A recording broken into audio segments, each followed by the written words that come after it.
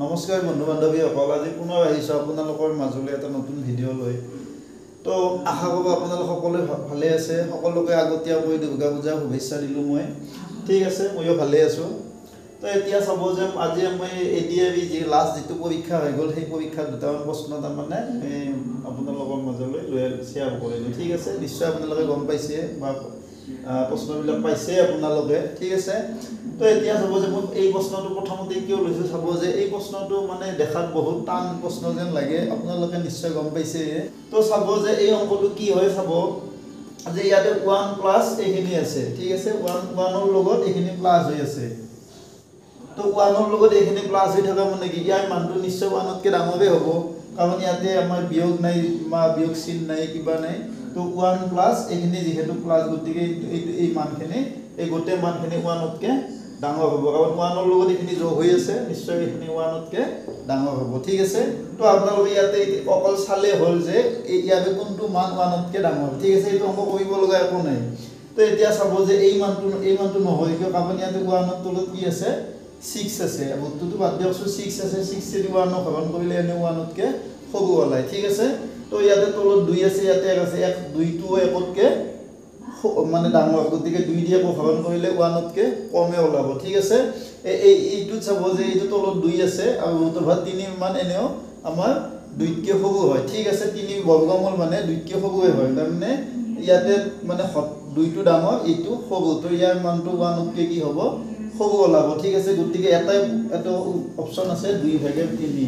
তো 2 দি 3 হৰণ কৰিলে সদায় কি হ'ব, 2 1 গুণ 2, 3 2 গ'লে 1 বাকী হয়, তাৰমানে 2টো 2তকৈ ডাঙৰ, তাৰমানে 2 দি 3 হৰণ কৰিলে 1তকৈ বেছি ওলায়, অৰ্থাৎ 2 দি 3 হৰণ কৰিলে 1.5 ওলায়। ঠিক আছে, তো নিশ্চয় এই মানটো C2 হ'ব। ঠিক আছে, তো এইবাৰ 2 নম্বৰ প্ৰশ্নটো লৈছোঁ। চাব যে কি দিয়া আছে, যে যদি sin θ = cos θ, তেতিয়া 1 + tan θ ৰ মান কিমান। ঠিক আছে, তো এতিয়া চাব যে sin θ আৰু cos θ ৰ মানটো মানে আপোনালোকক কি, তো ইয়াতে কি দিয়া আছে, sin θ = কি দিয়া আছে, cos θ দিয়া আছে। আমি 1 + tan θ ৰ মান উলিয়াব লাগে। 1 ছেকেণ্ডৰ কাম। 1 + tan θ মানে কি, tan θ মানে হৈছে sin θ / cos θ। এইটো সূত্ৰ দশমমান শ্ৰেণীত আছে। tan θ মানে কি, sin θ / cos θ। ঠিক আছে, তো 1+ এই দুটা যিহেতু সমান, তো sin θ cos θ জায়গাত আমি sin θ বহুৱাই দিব পাৰোঁ, কাৰণ দুয়োটা সমান মান। তো এইটো দিয়েতো কাট যাব, কাট গ'লে কি হ'ব, 1 হ'ব। তো 1 + 1 মানে কি, 2। ঠিক আছে, তো ইয়াৰ শুদ্ধ এনচাৰটো কি হ'ব, 2 হ'ব। নিশ্চয় বুজি পাইছে। তো এইবাৰ 3 নম্বৰ প্ৰশ্নটো চাব, একদম সহজ প্ৰশ্ন, যে 1ক আপোনালোকে নিশ্চয় গম মানে প্ৰশ্নবিলাক শুদ্ধ হৈছে আপোনালোকৰ। তো চাব যে 3 নম্বৰ প্ৰশ্নটো 1ক 1%, 2%, 3%। ঠিক আছে, তো 1ক আচলতে গণিতত ৰ মানে কি চিন, ৰ মানে আমি পূৰণ চিন বুজোঁ। ঠিক আছে, তো এতিয়া আপোনালোকে অংকটো এনেকৈ কৰি যাব পাৰিব, 1ক 1, ৰ মানে পূৰণ চিন, 1% মানে 100/1। ঠিক আছে, 2% 2, ৰ মানে পূৰণ চিন, 2% মানে 100/2। ঠিক আছে, 3% মানে 3, ৰ মানে পূৰণ চিন 100/3। ঠিক আছে, তো এতিয়া চাব আপোনালোকে এইবিলাক কাটাকাটি কৰাতে বহুত বেছি সময় গুচি যাব, একো কাটাকাটি কৰিব নালাগে।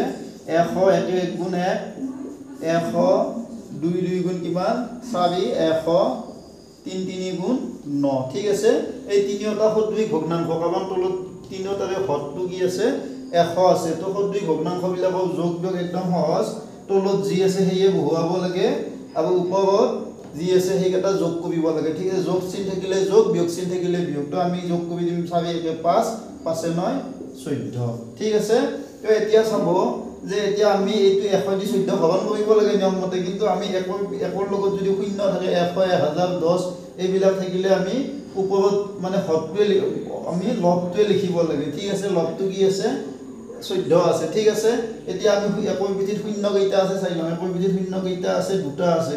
তো আমি সোঁফালৰ পৰা গণিম, 1 2, তো আমি 2টাৰ লগত দশমিক দিম। ঠিক আছে, তো এনচাৰটো কি হ'ব, এই D2 হ'ব। নিশ্চয় বুজি পাইছে।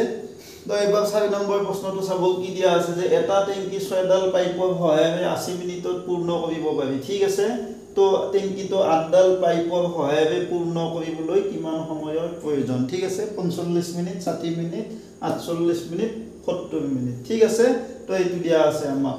তো এইটো আপোনালোকে চাওক এইটো এটা মানুপাত আৰু ব্যস্তানুপাত যি আছে তো এইটো ব্যস্তানুপাতৰ অংক ঠিক আছে ইয়াতে আপোনালোকে চাওক এনেকৈ চাই ল'লে হ'ল 6ডাল পাইপৰ কিমান সময় লাগে 80 মিনিট লাগে তো আমাৰ 8ডাল পাইপৰ কিমান সময় লাগিব বেলেগ একো কৰিব নালাগে এইটো আৰু এইটো পূৰণ কৰিব লাগিব ঠিক আছে 6 80 6ডালৰ কিমান সময় লাগে 80 মিনিট লাগে তো 6 পূৰণ 80 তো এটো আমি কি হেডি ডিভাইড কৰিম এইটো দি ডিভাইড কৰিম 8 দি ডিভাইড কৰিম ঠিক আছে নিশ্চয় বুজি পাইছে একদম কম সময়ত হৈ যাব আপোনালোকে চাওক ইয়াতে 6ডাল পাইপ আছে 80 মিনিট লাগে 8ডাল পাইপ আছে কিমান মিনিট লাগিব এটি ব্যস্তানুপাত কেনেকৈ জানিব লাগিব যে 6ডাল পাইপ যদি 6ডাল হয় 6ডাল পাইপ আছে 80 মিনিট লাগিছে কিন্তু 8ডাল পাইপ হলে আমাৰ বেছি লাগিব নে সময় কম লাগিব নিশ্চয় কম লাগিব তো যদি কমি মানে এটা এটো পাইপৰ সংখ্যাটো বাঢ়ি গৈছে কিন্তু মানটো আমাৰ নিশ্চয় কমি যাব ঠিক আছে তো কমি গলে এটো কি হ'ব ব্যস্তানুপাতৰ অংক হ'ব ঠিক আছে তাৰ মানে দুটা ৰাশিক আমি ব্যস্তানুপাত বুলি কম যদি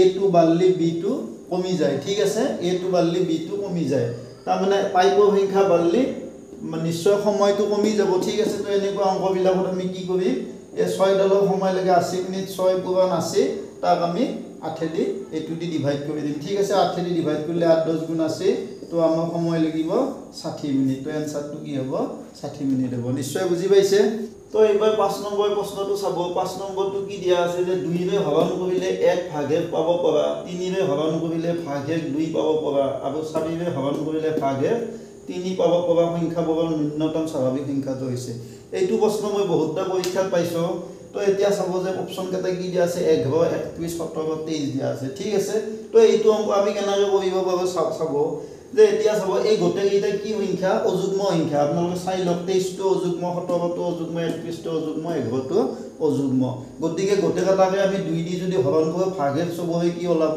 1 ওলাব গতিকে আমি 2 দি চাব লগা নাই ঠিক আছে তো এইটো চাব লগা নাই আমি গোটেই কেটাকে ভাগে 1 ওলাব গতিকে 2 দি আপোনালোকে চালে একো গম নাপাব ঠিক আছে তো এতিয়া 3 দি ভাগ 3 দি হৰণ কৰিলে ভাগে কিমান পাব বুলি কৈছে 2 পাব বুলি কৈছে ঠিক আছে তো আপোনালোকে গোটেই এটা সংখ্যাৰ পৰা 2 এটা বিয়োগ কৰি দিয়কছো গোটেই কটাই পৰা 2 বিয়োগ কৰি দিয়ক ঠিক আছে তো 2 বিয়োগ কৰিলে এটো কি হ'ব 21 হ'ব এটো 15 হ'ব এটো 29 হ'ব না আৰু এটো 11 দি গলি 9 হ'ব ঠিক আছে তো এতিয়া চাব যে এই জিকেটা আমি পালো 21 15 9 29 তো ইয়াৰে 29 টো 3 দি হৰণ না যায় ঠিক আছে তো এটো আমাৰ ক্যান্সেল হৈ গলে তো आंसर হ'ব নোৱাৰে ঠিক আছে তো এতিয়া আমাৰ থাকিল বাকি থাকিল 21 15 আৰু 9 থাকিল ঠিক আছে তো এতিয়া এই কিটাই আমি এইটো পৰীক্ষা কৰিম 4 ৰে হৰণ কৰিলে ভাগে কিমান পাম বুলি কৈছে 3 পাম বুলি কৈছে না ঠিক আছে তো এবাৰ আমি 3 পাম বুলি কৈছে তো আমি এই কেটাই পৰা এবাৰ 3 বিয়োগ কৰি দিম ঠিক আছে তো